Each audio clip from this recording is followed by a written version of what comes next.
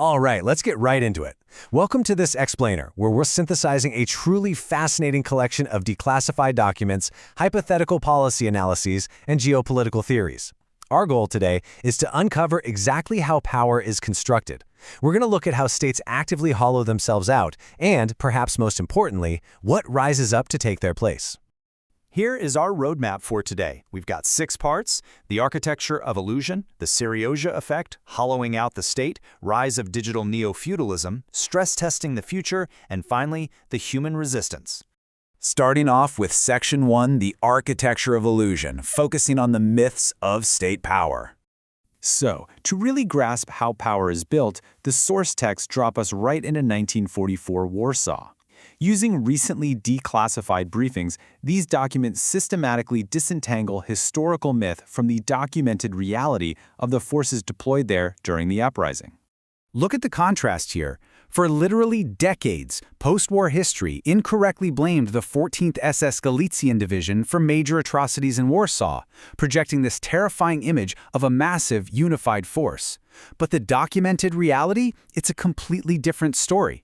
The 14th SS was entirely broken at the time. The actual perpetrators in the Powiśle district were a highly specific 221-man unit known as the 31st Schutzmannschaft Battalion.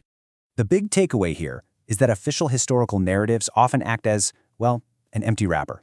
They serve as a distraction. It's a myth of cohesive deployment that actually obscures the highly specific, documented mechanisms of state terror and control, like those brutal pacifications carried out by the 31st Battalion.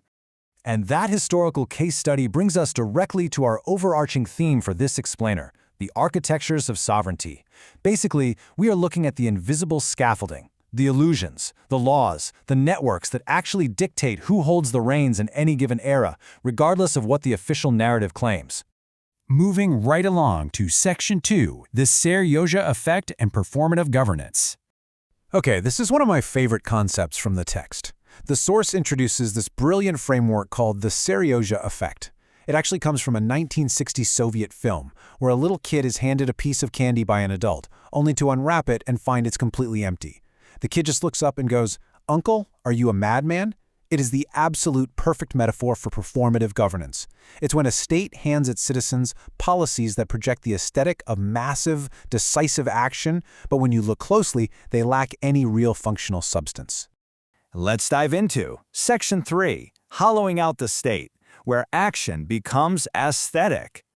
To see this in action, the document neutrally analyzes a hypothetical 2025-2026 U.S. administration. And just to be super clear, the source does this to demonstrate the mechanics of the Syriozha effect, not to push a political viewpoint. But notice the contrast between the claimed and functional outcomes. A hypothetical Trump IRA policy gets marketed as this huge brand new federal retirement platform, but functionally, it's literally just a website linking to existing private financial products. It's an empty wrapper. Similarly, reframing NATO as a transactional, conditional service agreement projects immense strength on the surface, but functionally, it dismantles traditional state obligations and treaty guarantees. Now, if you track this timeline from February to October 2026, it perfectly illustrates the real economic hit of performative policy. The aesthetic goal here is protecting domestic manufacturing, right? But the material reality of the global supply chain means it just acts as a tax on American patients, eventually triggering an automatic sequestration of budgets. The state projects power, but in reality is just hollowing out its own basic government functions.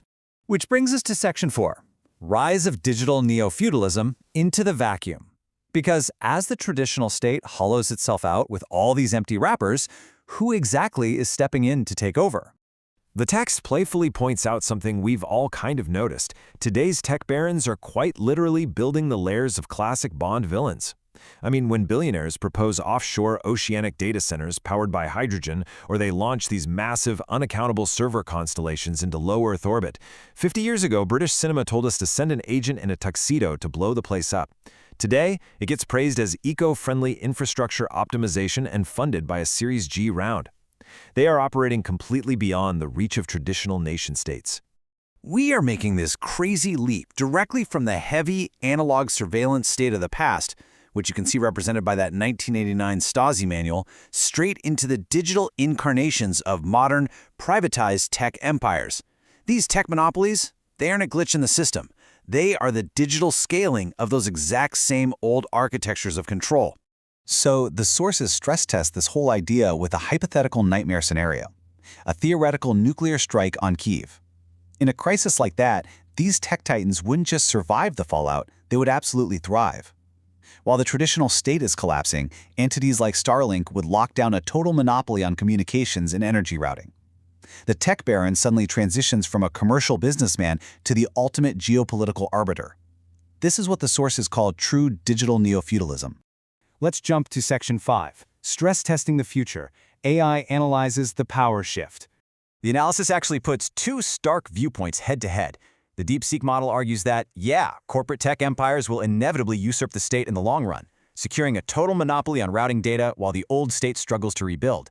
But on the flip side, the Gemini model counters that, in a true existential crisis, the traditional Leviathan state will ruthlessly take back control using martial law and its monopoly on violence. Oh, and interestingly, a third model, ChatGPT, tried to neutrally fence it and avoid the conflict altogether, which really just highlights how tense this prediction is. Will the state or the network ultimately win out? Finally, we reach Section 6, the human resistance, networks outside the grid. The sources argue that our ultimate defense actually lies in cognitive and biological immunity. They point to the incredible historical example of Kashubian women in Europe. Their distinct genetic markers survived a full century of aggressive cultural assimilation, basically acting as this untouchable biological archive.